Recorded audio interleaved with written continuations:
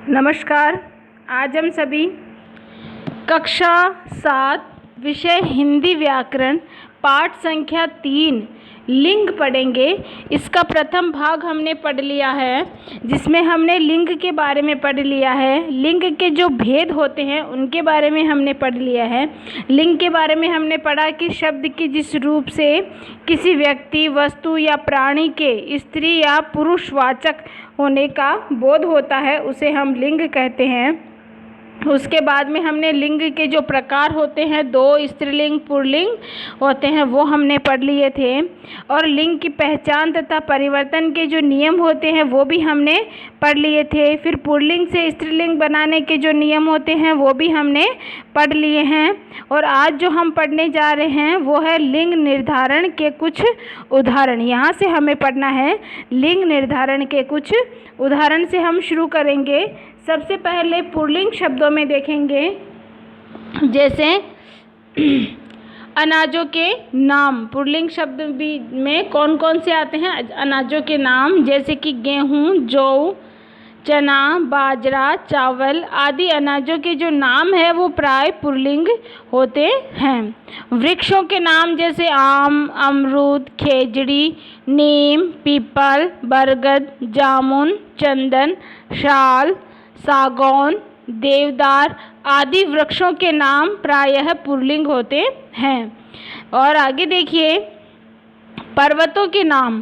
पर्वतों के नाम में जैसे हिमालय, अरावली, राकी, नीलगिरी, विंध्याचल आदि पुल्लिंग होते हैं। ये सभी क्या होते हैं? पुल्लिंग होते हैं। विभिन्न धातुएं एवं रत्न। विभिन्न धातुएं एवं रत्न जैसे सोना, तांबा, पीतल, जस्ता, हीरा, पन्ना आदि पुल्लिंग होते हैं। आदि क्या होते हैं? पुल्लिंग होते हैं। द्रव पदार्थ जैसे कि दूध, घी, शहद, तेल, पानी, रस, शरबत आदि क्या होते हैं? पुल्लिंग होते हैं। क्या होते हैं? पुल्लिंग होते हैं। ग्रहों एवं महीनों के नाम। ग्रहों एवं महीनों के नाम जैसे कि सूर्य, चंद्र, शनि, बुध, बृहस्पति, शुक्र, मंगल, राहु, केतु, जेठ, आषाढ़, सावन, भादो, क्लावर, कार्तिक, माघ, फाल्गुन, चैत्र, वैशाख आदि पुल्लिंग होते हैं। ये सभी क्या होते हैं? पुल्लिंग होते हैं। तो पुल्लिंग में क्या क्या पढ़ा हमने? अनाजों के नाम, वृक्षों के नाम, पर्वतों के नाम, विभिन्न धातुएं एवं रत्न, द्रव पदार्थ, ग्रहों एवं महीनों के नाम। ये सभी क्या है? पुल्लिंग होते हैं। अपवाद में जैसे पृथ्वी स्त्रीलिंग है और स्त्रीलिंग तिथियों एवं नक्षत्रों के नाम प्रायः स्त्रीलिंग होते हैं। तिथियों एवं नक्षत्रों के जो नाम होते हैं वो स्त्रीलिंग होते हैं, जैसे कि प्रथमा, द्वितीया, तृतीया, चतुर्थी, पंचमी, षष्ठी, सप्तमी,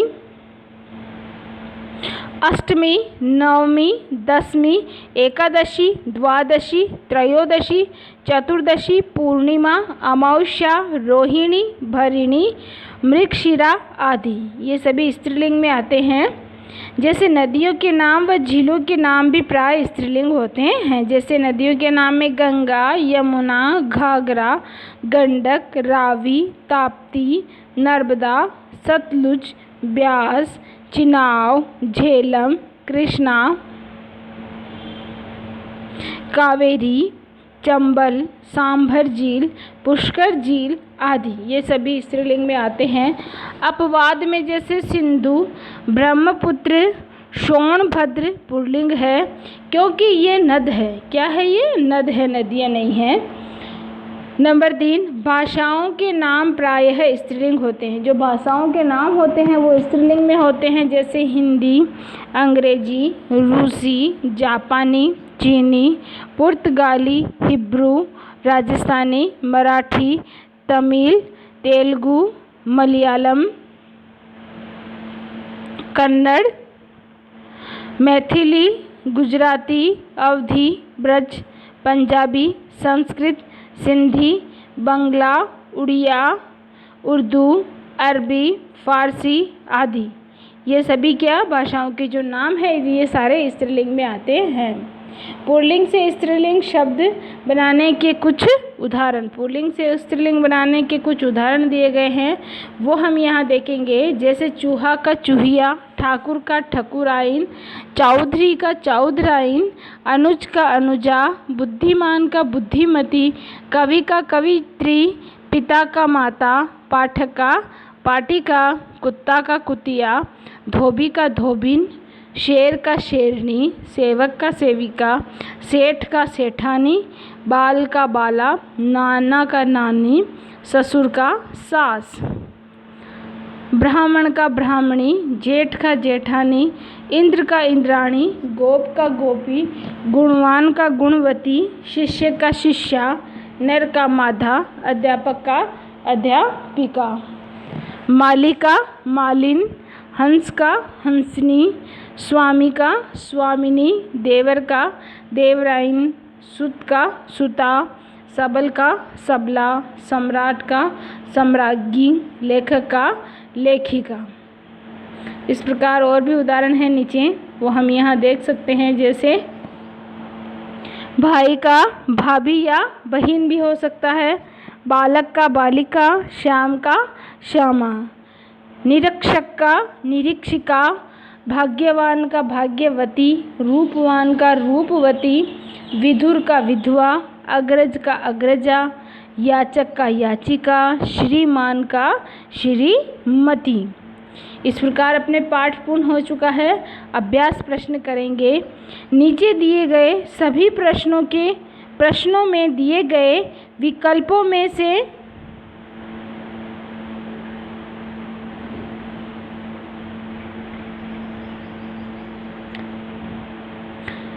से उचित विकल्प छांटिए।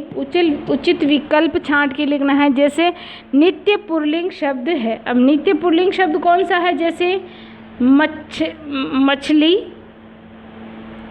कोयल, मक्खी या पक्षी। अब इन चारों में से कौन सा सही है? तो एक नंबर पे अपने घ सही है।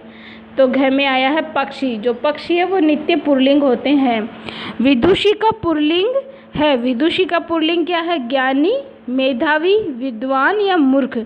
तो दूसरे में अपने ख सही है, तो विद्वान होगा। क्या होगा? विद्वान होगा। इसी प्रकार लड़का में लिंग है। लड़का जो शब्द है उसमें लिंग स्त्रीलिंग है या फिर पुल्लिंग है, या नित्य स्त्रीलिंग है या फिर नित्य पुल्लिंग है। तो इस तीसरे का उत्तर हम यहाँ देख सकते हैं। तीसरे में ख सही है। 3 नंबर वाले में ख सही है, पुल्लिंग है। लड़का जो है वो क्या है? पुल्लिंग है। कृष्णा में लिंग है। कृष्णा जो शब्द है उसमें लिंग कौन सी है? स्त्रीलिंग, पुल्लिंग, उभयलिंग या इनमें से कोई भी नहीं। तो इसमें हम देख सकते हैं नंबर 4 पे अपने क सही है। नंबर 4 में कौन सा सही है? क सही है, स्त्रीलिंग है। कृष्णा जो शब्द है वो स्त्रीलिंग का है। वृक्षों के नाम प्रायः होते हैं। वृक्षों के नाम प्रायः किसमें होते हैं? पुल्लिंग में, नपुंसक लिंग में, स्त्रीलिंग में, या फिर इनमें से कोई नहीं। इनमें से कोई नहीं। तो अपने 5 नंबर पे सही होगा। देख सकते हैं 5 नंबर पे अपने क सही है। 5 नंबर पे क सही है तो पुल्लिंग होगा। वृक्षों के नाम जो है वो प्राय पुल्लिंग होते हैं। अनुज का स्त्रीलिंग होगा। अनुज का स्त्रीलिंग बताना है। अनुजे, अनुजा, अग्रजा या ये सभी। तो इसमें सही होगा आपके ग, अनुजा। क्या होगा? अनुजा। रिक्त स्थानों की पूर्ति करनी है हमें। देखिए सभी रिक्त स्थानों की पूर्ति कर रहे हैं हम।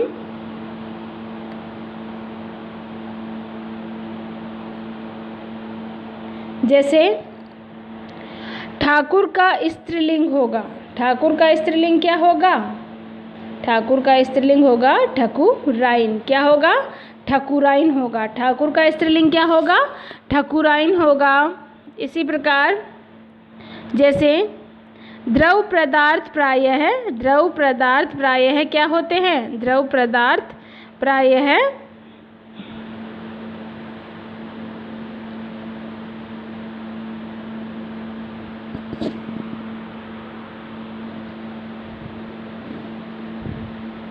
द्रव पदार्थ प्रायः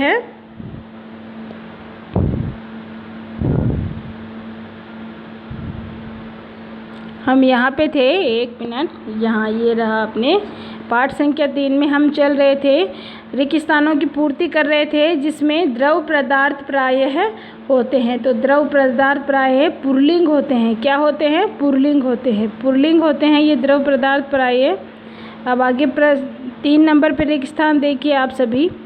पृथ्वी रिक्त स्थान शब्द है। पृथ्वी कौन सा शब्द है वो हमें बताना है। तो पृथ्वी अपने शब्द है, कौन सा है? पृथ्वी स्त्रीलिंग है। कौन सा है? पृथ्वी स्त्रीलिंग है। मकड़ी का पुल्लिंग होगा। मकड़ी का पुल्लिंग कौन सा होगा? मकड़ी का नर मकड़ी होगा। क्या होगा? नर मकड़ी होगा। उल्लू शब्द पुल्लिंग, उल्लू शब्द का पुल्लिंग, उल्लू पुल्लिंग नित्य है। क्या है? नित्य पुल्लिंग है। ये जो उल्लू शब्द है वह नित्य पुल्लिंग में रहने वाला है। यहाँ देखिए, और हिंदी में 2 लिंग स्वीकार किए गए हैं। हिंदी में 2 लिंग स्वीकार किए गए हैं। भाषाओं के नाम प्रायः स्त्रीलिंग होते हैं। भाषाओं के नाम प्रायः क्या होते हैं? स्त्रीलिंग में होते हैं। वधु का पुल्लिंग, वधु का पुल्लिंग वर होता है। वधु का पुल्लिंग क्या होता है? वर होता है। इंद्र का स्त्रीलिंग क्या होगा? इंद्राणी होगा। क्या होगा? इंद्राणी होगा। कवि का स्त्रीलिंग कवियत्री होगा। क्या होगा? कवियत्री होगा। अब हमें सही कथनों के लिए सही का चिन्ह और गलत कथनों के लिए गलत का चिन्ह लगाना है। जैसे हम देख सकते हैं इसमें,